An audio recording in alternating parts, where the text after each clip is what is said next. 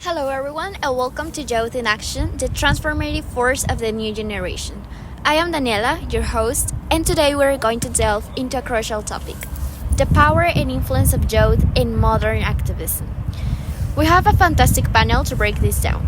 We have Karen, a digital activist with a long and successful career, Santi, a lawyer specializing in youth policy, and Alexis, a mentor who works directly with young people. Welcome, everyone. Thank you for the invitation, Daniela. I'm excited to be here. It is a pleasure, Daniela. This is a topic that I am passionate about. Thank you for giving us this space to talk about something so vital. So, let's begin. Activism as a form of protest has existed in ancient times, addressing issues such as climate change, inequality, and social instability. But one thing that has remained constant is that it's always young people who initiate these mobilizations. Karen, as a digital activist, how do you see the historical connection between youth and activism? It's undeniable, Daniela. If we look back, youth have always been the heartbeat of social movements, from the US civil rights movement to the Arab Spring. Today, what's different is the technology we have at fingertips. Platforms like Instagram, TikTok, and X allow us to spread awareness, mobilize support, and pressure institutions almost instantly. But it also comes with a cost. The constant exposure to global crisis brings anxiety and burnout. We carry the emotional weight of being connected all the time. That's a really strong point, Karen. Santi, from a legal and political perspective, how do you see this new form of activism? I completely agree. The speed and reach of digital communication have changed how young people engage with politics. A Cambridge University study found that democratic satisfaction among 18 to 34 years old is rapidly declining, particularly due to issues like climate change. However, nearly the 70% of young people feel deeply committed to social causes such as equality, sustainability, and justice. Alexis, you work directly with young people in mentorship programs. What do you see in their attitudes toward activism?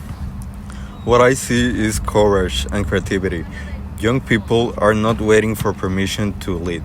They might start small, like organizing cleanup drives, supporting local farmers, or creating mental health clubs. But those small actions grow into larger impacts. What's most inspiring is their emotional intelligence. They use empathy as a tool for leadership.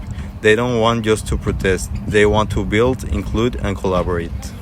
That's beautiful, Alexis. You mentioned empathy, which is something that really differentiates today's youth movements from those of the past.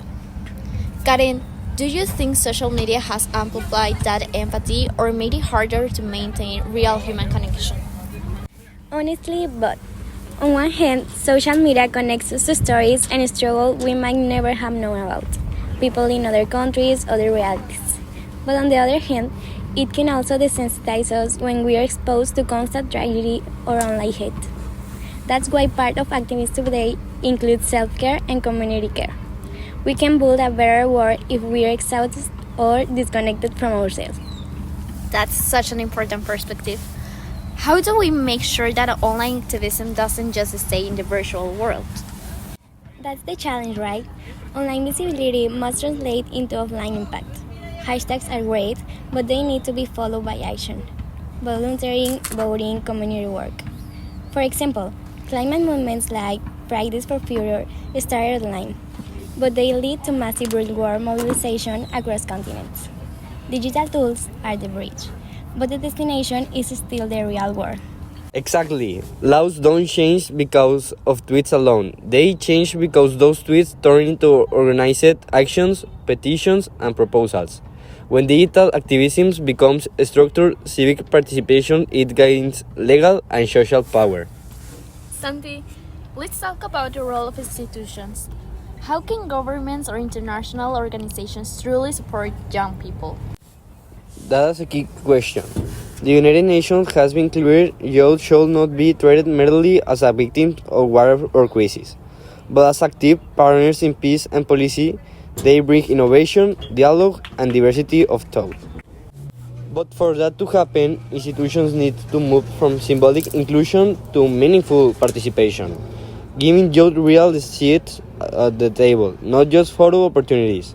Policies about education, the environment, and employment should include youth consultation from start to finish. Alexis, you often say that local action can lead to global transformation. Could you share an example? Sure. In one mentorship program, a group of high school students started a local composting project to reduce waste. It began with 20 participants. Now it's supported by the municipality and replicated in other districts. That's the beauty of youth activism. It's contagious. Once people see that change is possible, they join in. The local becomes global when inspires others to act. That is amazing. And it shows that small ideas can truly spark large scale change. But let's also talk about the challenges. Karen, what are the biggest obstacles facing you young activists today? I'd say disinformation, online harassment, and burnout.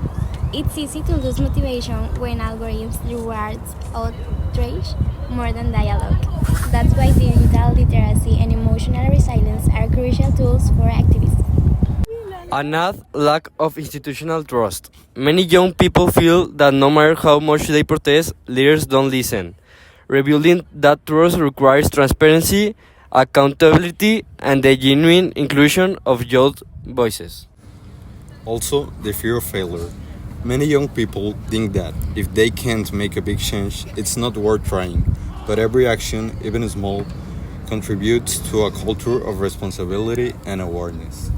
We're nearing the end of our conversation, and it has been incredibly insightful. Before we wrap up, I would love for each of you to share one final message for our young listeners. My message is your voice matters. Don't wait to feel ready, start now. Every post, every conversation, every step counts. Change begins with a simple spark. My message is know your rights and use them. Laws exist to protect you, but they also depend on your participation. Engage in your community and don't be afraid to demand better from your leaders. And I would like to say that you should find your people. No one changes the world alone. Surround yourself with those who share your vision and remember that collaboration is stronger than competition. One inspiring discussion today. Thank you, Alexis, Karen, and Santi, for sharing your powerful insights. Today's conversation reminds us that young people are not waiting for the future. We are shaping it right now. Through creativity, courage, and compassion, we are refining what leadership means in the modern world. Exactly. Every action we take, from organizing our communities to raising our voices online, helps to build a fairer and safer world. Change doesn't always start with huge movements. Sometimes it starts with one idea, one post, or one act of kindness that inspires others to join. And collaboration is key. None of us can transform the world alone. When we connect and share our strengths, we multiply our impact. So, to everyone listening, find your people, support one another, and keep pushing for justice, equality, and sustainability in everything you do. Finally, I want to say you that you need to keep your curiosity alive. Never stop learning and don't be afraid to question the world around you. You are part of a generation that believes in action, not just in words. Thank you for turning into the Youth in Action, the transformative force of the new generation. Keep living, keep believing, and keep making a difference.